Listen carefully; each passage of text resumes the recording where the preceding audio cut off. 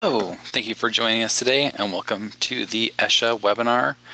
Today's webinar is going to cover converting your labels from the 1990 regulations to 2016 for the United States. Just to go over some of the kind of introductory information that we generally do. ESHA Research was established in 1981 as the first comprehensive nutrition analysis software solution. Today, ESHA has a lot of different software options, services, databases, including the Genesis R&D Food application, which we'll be working with today. We also include the Genesis Supplements application, food processor, and we have consulting services for labeling, things like that as well. Like I said, today we're going to be looking at the Genesis food software. Genesis was released in 1991, designed for creating industry labels and formulas. We have one upcoming webinar after today scheduled. Of course, we'll have more moving forward, but one scheduled right now. And that's going to be customizing your recipe analysis and nutrition reports on May 15th. So that's going to go over mostly reporting, different settings you have within the reports. Please note, as always, this webinar is being recorded. All of our past webinars are available on our website, and you can sign up for future webinars on that site as well. And if you have any questions today, submit those questions to the control panel in GoToWebinar, and one of us will get back to you as soon as we possibly can. On that note, we'll go a little bit over what we're going to look at today. Like I said at the beginning, we're going to look at converting your nutrition label from the 1990 regulations to 2016, looking at timeline, formatting, nutrient changes, things like the new definition of dietary fiber, added sugars, BRAC changes, dual column, and we'll take a look at best practices as well for that transition. And with that, I'll hand it over to Alicia, and she's going to walk through all of that information today. Thank you, Ben. Yes, so we have a lot of material to cover today. So in May of 2016, the FDA released final rule on updated U.S. nutrition facts labels. How quickly time has passed, and the rules and guidance have been evolving since then. The industry is experiencing various steps of preparedness for the change to the 2016 format labels. Today's webinar will catch you up to date with the general changes and considerations for transitioning to the 2016 labels. I'll refer to webinars that we have recorded previously along the way, and we'll provide links to those webinars in the follow-up email. As Ben mentioned, previously recorded webinars are available on the ESHA website. The most recently presented compliance dates for the 2016 labels were proposed by the FDA in the fall of 2017.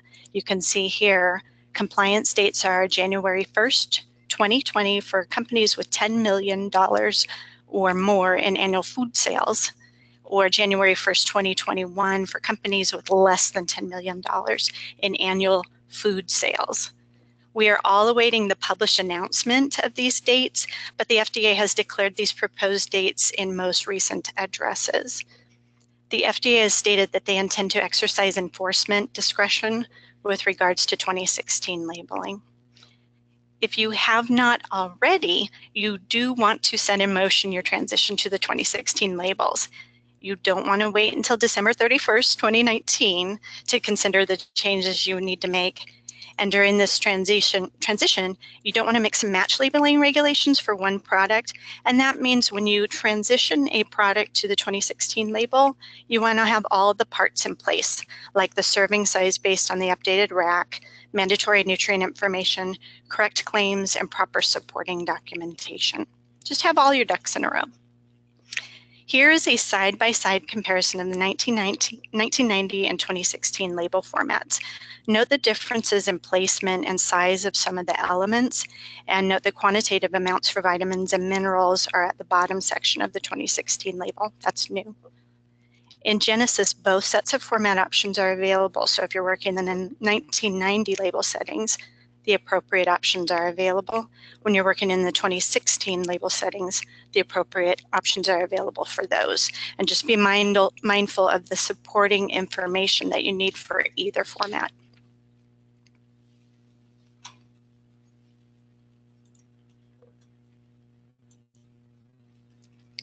With the 2016 format, the label has experienced some noticeable changes to font size. Most obvious is the calories information. Some of the common questions we hear about specific text and sizing of the label are what size does the label need to be and what font must be used on the label. So the label doesn't necessarily have specific dimensions. The FDA didn't say your label must be this by this. The label obviously needs to fit your product packaging and be clearly readable for consumers. Your product packaging size determines the shape and the label options that are available to you, like the standard vertical format you see here, or with smaller packages, there are other options available like tabular or linear labels. Regarding the font, the label kind of works from the inside out, so you can see some small font size indicators here, like at least 6 point. That's the smallest size listed, and the at least verbiage indicates flexibility, but just know that if you increase the size of one element, you may need to consider others. So see how the text for calories must be at least 16 point bold or extra bold, but also no larger than the text for the nutrition facts across the top. So again, if you choose to adjust text size for one element, it could affect another. The CFR uses the following language with regards to font style: use an easy to read type style, and letters should never touch. So fortunately, Genesis does all this formatting for you, and that makes your job much, much easier. You will see changes to the mandatory and voluntary information listed on the 2016 label. Vitamin D and potassium were voluntary nutrients on the 1990 label. They are now mandatory on the 2016 label. Added sugars are also mandatory on the 2016 label. And vitamins A and C were mandatory on the 1990 label, and now they're voluntary nutrients on the 2016 label. Choline and fluoride are now allowed on the 2016 label, and other carbohydrates and calories from fat are no longer listed with the 2016 label. For many of the nutrients, the daily values or the underlying number used to calculate the %DV has changed. With these changes, often most noticeable on the label is that your %DV is different than it was in the 1990 label. So even though you made no changes to your formula or the serving size, the %DV changes. Why is this? You can see here changes in the amount of daily values for various nutrients. These nutrients have all experienced an increase in the daily value. Again, the daily value is the number that's used to calculate the %DV. So notice calcium, dietary fiber, total fat. These are all mandatory nutrients on both the 1990 and the 2016 labels, with no change to quantitative values on your labels. Per serving, you might see a lower %DV. And here's a look at an example using potassium. So say our potassium is 1,750 milligrams per serving. The daily value for potassium on the 1990 label is 3,500 milligrams, and that would calculate to 1,750 milligrams would calculate to 50% on the 1990 label. The daily value for potassium on the 2016 label is 4,700 milligrams. 1,750 milligrams calculates to 35% on the 35% DV on the 2016 label.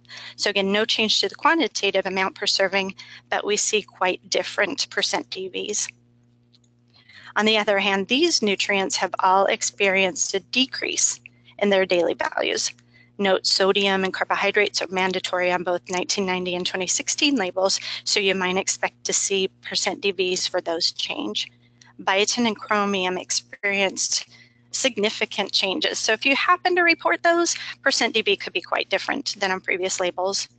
And with no change to quantitative values per serving, these may show a higher %DV on your label. And again, here's an example showing carbohydrates. If we have 30 grams of carbohydrates per serving, the daily value for carbs on the 1990 label was 300 grams. If we have 30 grams of carbohydrates, that equals 10% of the DV on the 1990 label. The daily value for carbohydrates in the 2016 label is 275 grams. So again, if we have 30 grams per serving, that would now show as 11% DV on the 2016 label. So not as quite as drastic of a change, but a change nonetheless. Some of the label nutrients have experienced a change in the units in which they were reported. Now we see consistent units with the DRI's, dietary reference intakes, and the Institute of Medicine's most current recommendations for a generally healthy population. So they've come up to speed with some of the units reported. Niacin was reported in milligrams of niacin. Now it's reported in milligrams of niacin equivalents. We often see that as milligrams NE. Niacin is reported on the label with milligrams mg as the unit. And it's reporting in NEs now to allow us to factor niacin not only coming from niacin or B3, but also that is synthesized from tryptophan. Vitamin A was reported in IUs. Now it's reported in micrograms of retinol activity equivalents or micrograms of RAE. Vitamin A is reported on the label with microgram as the unit, and reporting in RAEs just again helps us factor different sources for vitamin A that come from plant, animal, synthetic, or a combination of these sources. Vitamin A was reported in IUs. Now it's reported in milligrams of alpha tocopherol. Vitamin E is reported on the label with mg as the unit. Folate was referred to in terms of micrograms of folate, and now it's referred to in terms of micrograms of dietary folate equivalent or micrograms of DFE. And folate is reported on the label with micrograms DFE as its unit. That's a little different from some of the others. It represents the total of naturally occurring food, folate, and synthetic folic acid. Folic acid is also reported on the label in some cases, and it is labeled as, it was labeled as micrograms of folic acid. Excuse me, it is labeled with micrograms of folic acid, and MCG is the unit. So we might see folic acid micrograms in parentheses following total folate. Vitamin D was reported in IUs, and now it's reported in micrograms. And IUs can voluntarily be included in parentheses following micrograms. The FDA determined that many individuals rely on vitamin D supplements to meet the recommendations, so it can be still reported in IUs because vitamin D might be prescribed in terms of either micrograms or IUs. So it was determined, it can be listed in both micrograms and in IUs to be more consumer friendly, but we don't see that kind of need with vitamins A and E, so they're no longer reported in IUs. In Genesis to populate data on the 2016 label nutrient units, we may have to convert units. And the following conversions are from the perspective of going from the 1990 label units to the 2016 label units. Some nutrients out there have additional conversion factors that we need to consider. It depends on how the information is presented by your suppliers. But in this case, we're thinking about the 1990 units and converting to the 2016. So to report niacin, converting existing niacin and B3 data converts directly, so there's no calculation. But to convert tryptophan to niacin equivalents, you divide tryptophan by 60. To report folate, existing food folate converts directly to micrograms of DFE. To convert folic acid to DFE, you multiply micrograms of folic acid by 1.7, so you get a higher number for DFE than just micrograms of folic acid. For vitamin A comes in various forms. So animal, plant, supplement type sources. Here you can see the conversions from vitamin A from IU to micrograms of RAE. If it's animal-based or retinol, divide the IU by 3.33. Plant beta-carotene source from food, divide IU by 20. Plant-based beta-carotene from supplement, divide your IUs by 6.67. And plant alpha-carotene or beta-cryptozanthin, divide your IU by 40. Ingredients may contain vitamin A from a combination of sources, so you may need to contact your suppliers for more detail if you are reporting vitamin A. To convert vitamin D, divide IU by 40 to get your micrograms. And vitamin E is another that you need to consider the source. So naturally occurring vitamin E or synthetic vitamin E for the appropriate conversion. For all naturally occurring, you can divide your IU by 1.49, and for synthetic, divide by IU by 2.22. And again, here's where vitamin E we might see reported in a variety of ways, like on old labels or on supplier data sheets, and those may report in various units. So just be aware of the sources. The DRIs reference that while there are other forms of vitamin E, not all contribute to meeting the vitamin E requirement because they are not converted to alpha tocopherol by humans. And the CFR speaks generally in terms of naturally occurring versus synthetic vitamin E. So you may need to contact your supplier if you need more information or context regarding vitamin E values that they provide. To help automate all of these conversions that we just went over, Genesis includes a nutrient calculator. It's a feature built into the software to help you with the conversions. More detail on the nutrient calculator in Genesis is provided in a separate webinar, so please feel free to check that out. And essentially, you input the value for one unit, and Genesis calculates for another unit. For some, you may need to choose a specific formula or indicate the form, like if it's naturally or synthetically occurring, and that will help Genesis provide you with the correct calculations. And you can apply these calculations one by one or select the nutrient calculator setting to always prompt you for those nutrients that apply. The nutrient calculator is very helpful not only as you transition your labels to the 2016 format, but also a general ingredient entry as you move forward. So that's available within the ingredient entry screens as well as the recipe records. The 2016 CFR introduced an FDA definition for dietary fiber, and we have a full webinar dedicated to dietary fiber for the 2016 regulations. Again, please check that out. It will provide you with much helpful information. Essentially, what was considered dietary fiber on the 1990 label does not necessarily make the cut on the 2016 label. We see the term non-digestible carbohydrates in the recent CFR, and this encompasses all that used to be considered dietary fiber.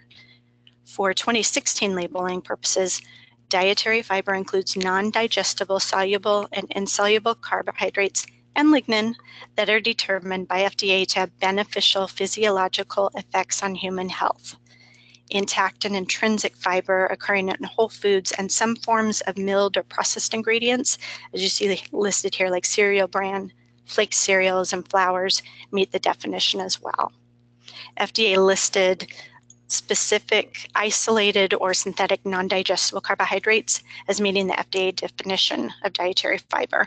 And again, those are listed here, including beta-glucan soluble fiber, psyllium husk, cellulose, guar gum, pectin, locust bean gum, hydroxypropylmethylcellulose, and again, as mentioned, lignin. As an example, this sheet shows a formula with a combination of carbohydrate sources like oats, cellulose, and inulin that would have all contributed to dietary fiber on the 1990 label. However, with the 2016 label, inulin is not considered at this time to be a non-digestible carbohydrate that meets the 2016 definition of dietary fiber. Therefore, inulin would not be included in the reporting of dietary fiber on a 2016 label, but it would be included in the carbohydrate value. As a manufacturer, you may need to ask your suppliers for additional detail regarding the dietary fiber they are reporting. If you are a supplier of ingredients, then you may want to consider how you're presenting dietary fiber. So outside of the context of a 1990 or 2016 label format, a data sheet might not clearly indicate dietary fiber information. Suppliers, I ask that you provide us with some clarification. I have seen some data sheets with a dietary fiber footnote indicating whether or not it did meet the FDA definition, and I've been really grateful to see that clarification. The FDA has provided guidance documents on dietary fiber. In 2016, late 2016, FDA requested submission of citizens' petitions providing scientific evidence of beneficial physiological effects of isolated or synthetic non-digestible carbohydrates. So if you're trying to make a case for a particular non-digestible carbohydrate, there is a submission process to follow, and you can read up on that with guidance documents. In January 2017, FDA draft guidance outlined the physiological effects considered beneficial to human health, stated the FDA continues to review the citizens' petitions that have been submitted and will move forward with additional guidance. And they listed these 26 non-digestible carbohydrates under review as potential candidates for 2016 dietary fiber. You see them here, and note that inulin is included on this list. In February 2018, FDA provided guidance for industry on current thinking of evaluating studies from which scientific conclusions can be drawn and evaluating the strength of evidence determining physiological benefits. FDA also commented that they intend to address intrinsic and intact fibers and the degree of isolating or synthesis that can occur for a non-digestible carbohydrate to still be considered intrinsic and intact. So stay tuned for further guidance. In the meantime, if your product contains one of these 26 non-digestible carbohydrates listed here, you would not include those in your dietary fiber value on a 2016 label.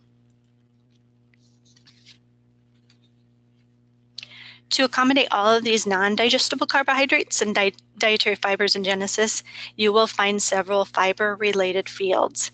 This is the screen you might see when entering an ingredient or viewing the nutrient screen of a recipe. You must fill these all in appropriately so that they show up on the proper label and under the correct definition. Here you can see in yellow, we have total dietary fiber, total soluble fiber, total insoluble fiber. These all relate to the 1990 label regulations, as well as dietary fiber defined outside of the US. Then you see all of the fiber-related fields labeled with 2016 in green. These all represent the FDA 2016 definitions of dietary fiber and non-digestible carbohydrates. The other 2016 fields represent non-digestible carbohydrates that do not qualify as 2016 dietary fiber. We realize fiber is used in these field names, but when you have terms like other insoluble non-digestible carbohydrates, we have to accommodate names like that. So they were given the fiber name. In Genesis, if you see dashes on your label, like you see here, that's a clear sign that you need to review and populate some data fields. So if you see dietary fiber reported on your 1990 label, but then you see dashes on your 2016 label, your dietary fiber 2016 field is blank for all of the ingredients in your recipe. You need to fill those in. It's quite possible you will see a difference between dietary fiber on your 1990 and your 2016 labels. Sometimes it might be due to the new definition, and sometimes it might be due to missing data like we see here. So you want to review your spreadsheet report for your recipe and view completeness of data. And if most, but not all of your ingredients report dietary fiber for the 2016 field, you want to fill in those blanks for everything so that you're not underreporting dietary fiber. So added sugars, we have a detailed webinar on added sugars. I'll talk about this ever so briefly. With the 2016 label, the FDA included added sugars as a mandatory nutrient. The daily value for added sugars is 50 grams. The idea of added sugars is that many foods contribute extra calories that are not accompanied by nutrient components that are helpful in maintaining a healthy, balanced diet.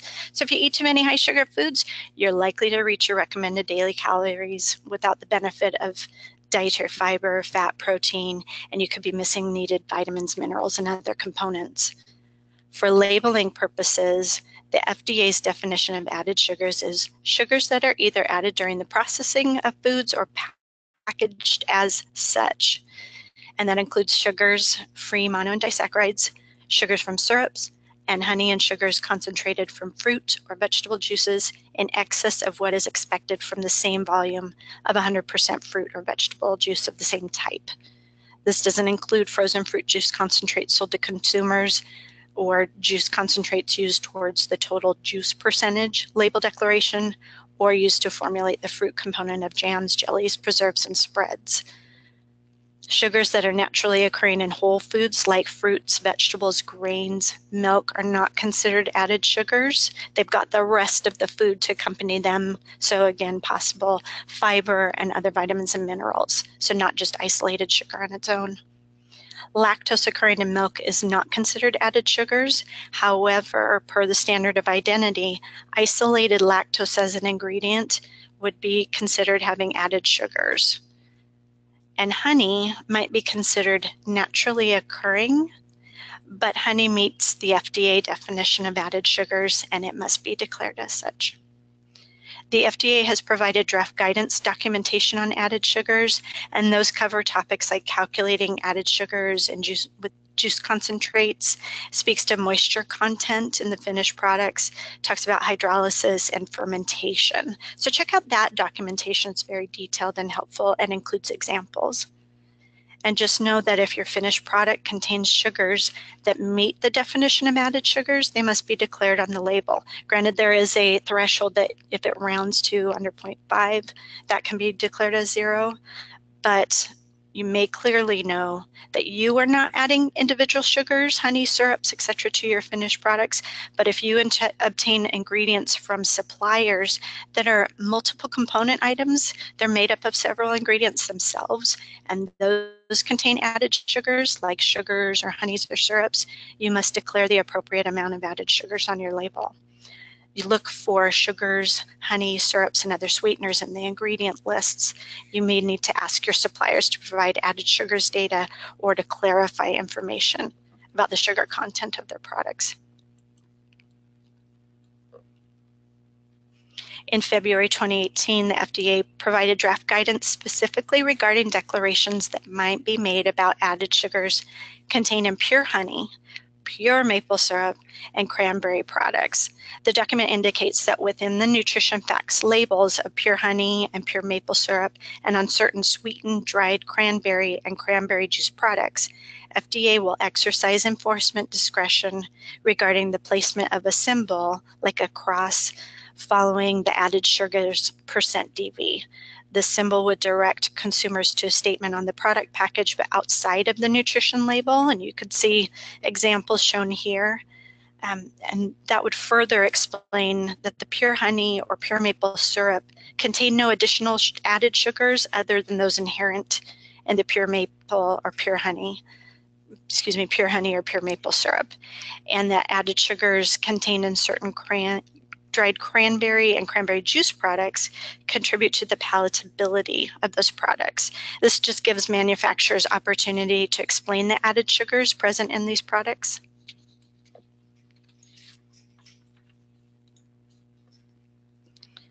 In Genesis, you will see two separate fields, one for total sugars and one for added sugars. You must populate information for both of these fields when adding ingredients to your Genesis. Total sugars represents the total amount of sugar contained in a food, regardless of its type or source. And the added sugars field represents the grams of sugars from ingredients that meet the FDA definition of added sugars. So you can see there's not necessarily a calculation that takes place because added sugars have to be determined by the person entering the data. Sometimes these numbers are the same, like for white granulated sugar or honey, the total sugars would be equal to the added sugars value. Sometimes these numbers are different, like with an apple that would report a total sugars value, but it would have 0 for added sugars.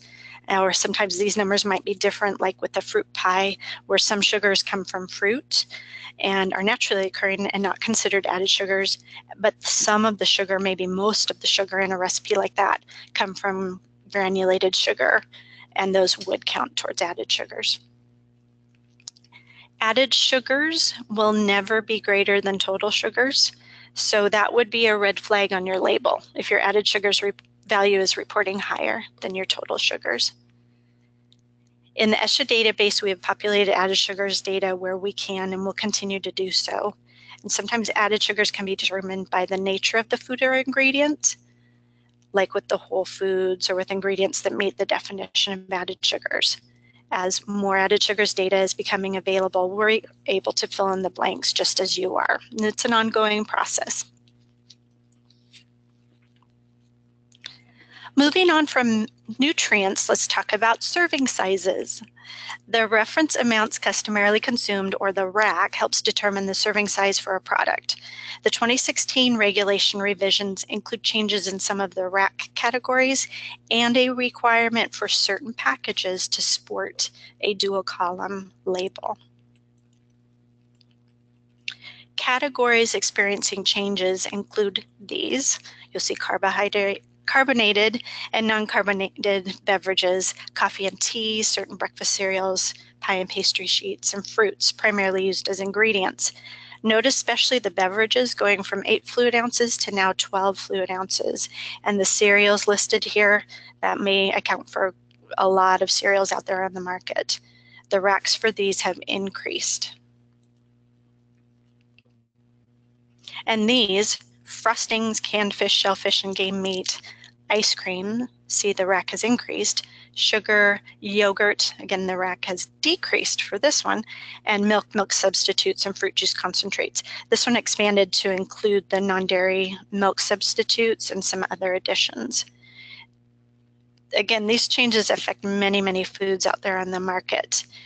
And in February 2018, the FDA provided guidance for industry that lists specific examples for each of the rack categories to help you determine serving sizes. So if you're establishing a serving size and need a little more direction on where your food fits, you can refer to the latest FDA guidance.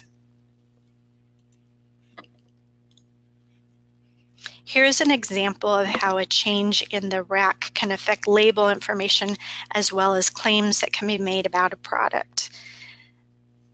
On the 1990 label for this yogurt, the rack determined size is 225 grams. Calcium reports at 20% of the DV and qualifies this food for an excellent source of calcium claim. The claims are based on the rack. But you see on the 2016 label, the rack determined serving size is 170 grams due to that change in the 2016 rack regulations. So the calcium percent DV decreased not only due to a smaller serving size, but also remember the change to the calcium daily value. This food no longer qualifies for the excellent source of calcium claim, but it does qualify for a good source of calcium claim. So don't forget that a change in rack can affect your servings per container as well. And be sure to consider the entire product package when you're updating your labels. We have a full webinar dedicated to dual column labeling per the 2016 regulations. But essentially for packages that contain 200 to 300% of the rack, a dual column must be included on the package. The idea here is that per the FDA findings, it's common for a person to consume a package that contains up to 300% of the rack. Therefore, in addition to the rack determined serving size for packages of this size, it is most helpful for consumers to see nutritional information based on the entire package as well. And there, of course, are some exceptions to that dual column rule. If alternate formatting is used for the label, like the tabular or linear format, then that dual column would not be needed or required. Foods labeled under FDA voluntary labeling of raw fruits, vegetables, and seafood, and products that already include a dual column label, like including information for as prepared, combination information, or multiple age group information. So those are exemptions from that dual column.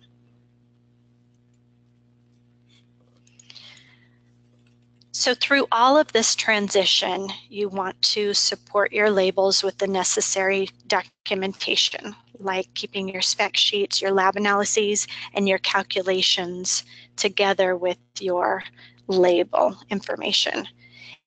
You can attach documents to your recipes in Genesis, and we have a tutorial specific to that feature that it's just a very brief tutorial that walks you right through that. And the 2016 CFR specifically mentions that some components especially are not necessarily determinable by testing. So the CFR states that you must make and keep certain written records to verify the declarations of dietary fiber, added sugars, vitamin E, folates, and folic acid in the labeling of foods.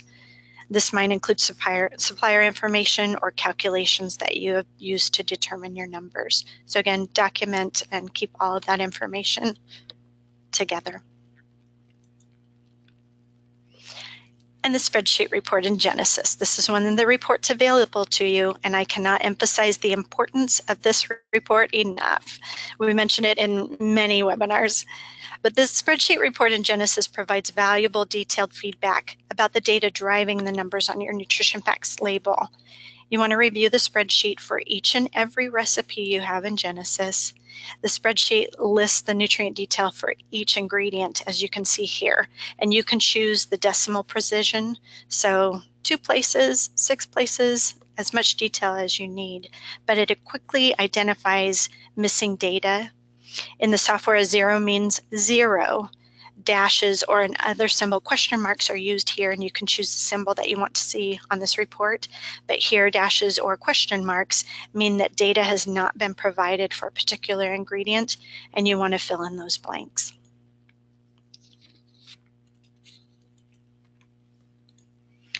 When transitioning from the 1990 to the 2016 label, some considerations and best practices are: did any of your formulas or ingredients change? Did the rack change for your product? Does the package require dual column based on the new 200 to 300% rack rule? Are your nutrient content claims supported by the 2016 labels? And use the spreadsheet report to find and populate missing nutrient values. Contact your suppliers for updated information that supports the 2016 labels. Calculate and document added sugars in recipes and in your finished products. And review dietary fiber information and document sources. So let's move over to Genesis briefly, and we'll show you where to find some of these settings and the features. But remember, we have detailed webinars on the ESHA website for much of the information presented here today. So here is Genesis. I'm just going to start by opening a recipe.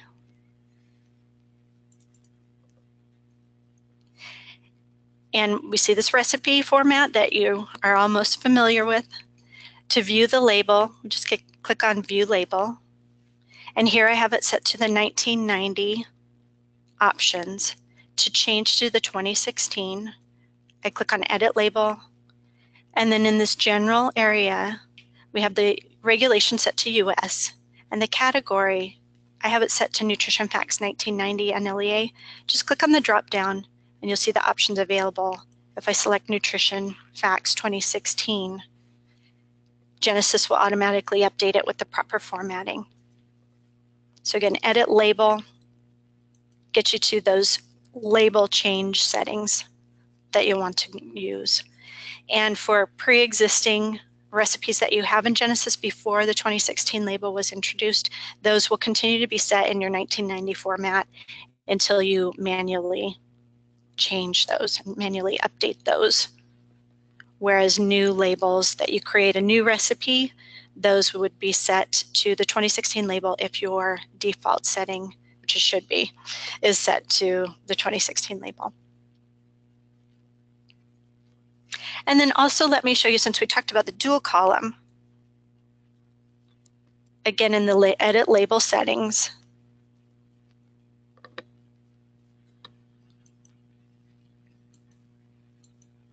we have under Label, dual column can be selected from there. And I'll just show you what this looks like. Again, we have a full webinar that covers the rack dual column labeling, but here you can see it's placing it in the new dual column format with all the proper formatting for the 2016 label. So remember, Edit Label to access all those settings.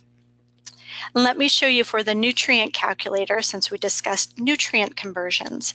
With my recipe open, I have the edit label button. Click on that, and it provides us a variety of options. If I click on nutrients, you'll see down here at the bottom of this nutrient screen, the screen is showing per serving the nutrient content that would be reporting. These are the unrounded values that is driving the values, the rounded values that you see on your label.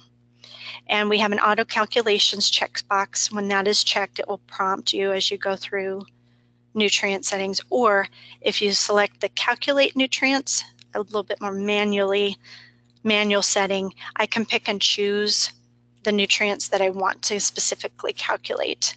So if I choose vitamin E, alpha tocopherol, and choose the calculate button, see how it gives me a prompt. How do you like to calculate vitamin E? So that may depend on ingredient, if I'm working in an ingredient or with a recipe. The recipe, it's a much more generalized decision. It's asking me natural or synthetic source of vitamin E. I can choose one or the other. And then it would populate my vitamin E in alpha tocopherol. So with the calculations, when you run those, it's going to show up in this override column. The override column can be used to manually enter a different value than what Genesis is calculating from the recipe, but also using the calculate nutrients or the auto calculations will place the new calculated value in the override column. That just helps you maintain that original value, be able to refer to that, but this new calculated value is what would show up on your label.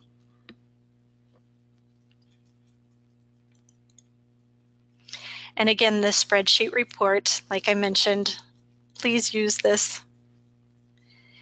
This gives you so much more detail about the recipe than just the recipe screen, and allows you to look at each ingredient and its nutrient detail, identify where information might be missing that you need to fill in. So here again, the dashes, I have dashes set on mine. It was the question marks in the slide, but indicates that that value is missing and you want to fill that in. And again, on the spreadsheet report, if you see values in red, that indicates either a manually overwritten value, like I've overwritten my potassium value, and so it's showing in red, but then I also calculated a vitamin E value. So let me show you that. If I want to see a different set of nutrients, these are a set that I've selected and have as my default.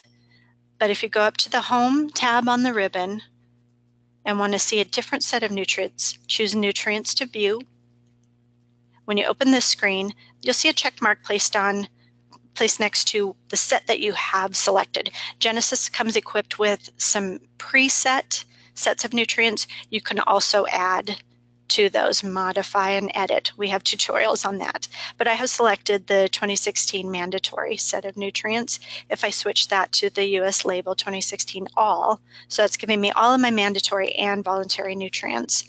I see many more fields. Again, dashes here for soluble and insoluble fiber, so I want to fill in the blanks where I can. And then on through vitamin E. I forgot to save, I'm sorry. So I used the nutrient calculator and it would have shown up on red, but I canceled out instead of save. Apologize for that. But that just gives you an idea of what the spreadsheet report can show you and why it's important to check with that all the time. And one last piece of information, since we talked about it. Again, we were talking about attaching documents to your recipes. So Genesis allows you to attach supporting documentation. And to access that, again, recipe is open. Click on the Edit Recipe button and click on Attachments. And here you see this screen. You can search, browse for. If you have a document open, just click and drop in, drag and drop, or you can browse your computer to find the documents that you need and attach those right here. So simple, right? Easy to transition from one to the other. Thank you for hanging with us through all of this content. I hope it's been helpful. And let me turn it back over to Ben, who has a few more points of information to share with you.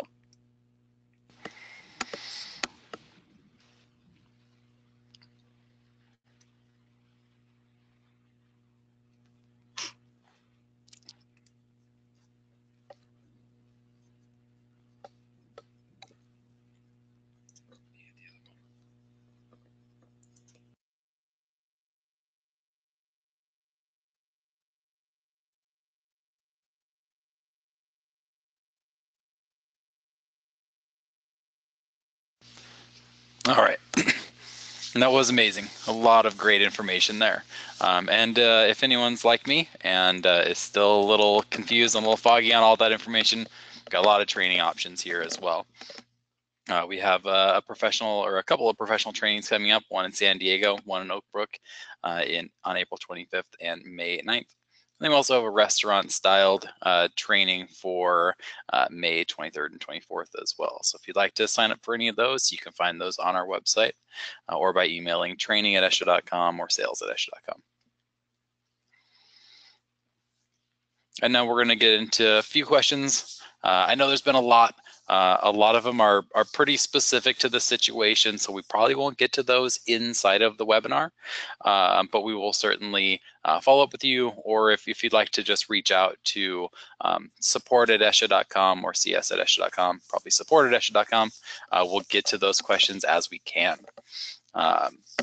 And there are a lot of helpful resources. I know Alicia has mentioned a few of those during the webinar, our blog, our LinkedIn page, newsletter, archived webinars, all that sort of stuff, all on our website too. So if you do want to find any of that information, a lot of that will be linked in the email we send out with the recorded version of the webinar, but you can also search out that information on our website. So to get to a few of our questions, the first question we've got that I'll answer here is, how often is Genesis updated? And so, generally, we try to update about twice per year for major update changes. And then we also patch the application whenever we find any sort of bugs or anything like that. So we certainly try to do that as often as possible to get those things that may be serious issues. And then from a situation like June and July of 2016, when the new labeling laws came out, it was the laws come out and it's updated as soon as humanly possible. It took us a little less than a month. I think it was about 3 weeks to get those out. So if it's something like that where it's a massive law change, obviously there's a lot of development there and a lot of regulation, looking over things like that, but we certainly try to get out as fast as possible and try to be the best in the industry with that. But then from kind of a standard point of view of putting out updates, new content, new functions and features, about twice per year. Our next question we've got, will the cross symbol for honey, maple syrup, and cranberry be available in Genesis? I'll hand that one over to Alicia. Thanks, Ben. Yes, so you saw that symbol. Right now that's written as draft guidance, and we will we'll monitor that guidance and update Genesis accordingly. As Ben just mentioned, as regulations change, we want to address those as quickly, but also as accurately as possible. So we'll keep an eye on that one, and if that does turn into final ruling, then we would likely see those changes in Genesis. Perfect. I think I've got 2 other questions that I'll ask that you did mention before, but I think we had a couple of times that I would like to kind of maybe reiterate. See if I can find those again. For the dates of the changes, the proposed dates are 2020. That means that they're not final dates, they're not official dates. Correct, Alicia?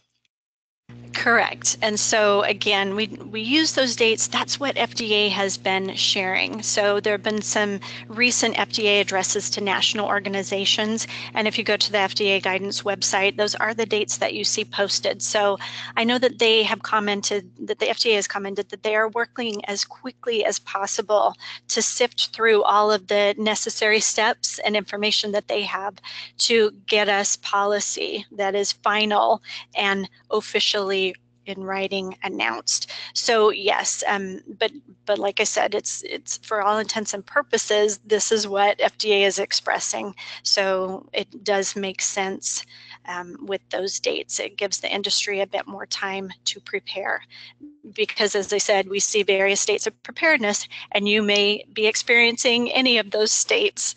As we've been answering questions, we know that some folks are just getting on board and just starting to think about these changes while others are well on their way.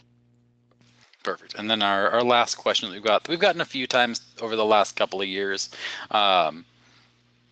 There's no crossover, and I may not be able to ask this question, but you're already nodding your head, so I think you know where I'm going with this, between the 1990 and 2016 regulations. You can't use the new label with the old DVs or the old label with the new values, things like that. It's one or the other, correct? They're separate entities, correct? Correct. And so the FDA uses mislabeled in the CFR, so you don't want to misbrand or mislabel any of your products. That can cause a recall, that can cause consequences. So yeah, once you commit to the 2016 label, like I said, be sure you have all of your supporting information to support that format of the label. Perfect. And I know that I said that was the last question, but we do have one more. We mentioned the first question on how often is the application update, and I didn't mention what current version Genesis is and where you can find that. So the current version of Genesis is 11.4. 11.5 I think we're looking at for the next couple of months. So 11.4 is the current version. If you're running version 11 point anything of Genesis, you can find the version simply by going to the Home tab and clicking About. If you still have the old version where it had the all of the reports on the left sidebar, then you can go to Help and then either About or Information, depending on what version you're running. It changed about halfway through in there. So that's the 3 different places. Depending on what version you're running, you'll be able to find that. But if you contact our technical support, they can walk you through that, walk you through getting the newest version, all that sort of stuff. Or if you have questions about if you're eligible to have that newest version, if your support is up to date, you can contact our sales team by emailing sales@esha.com or giving us a call, and we'll help you through all of that. So always here to help. And thank you all for joining us today. Have a great day.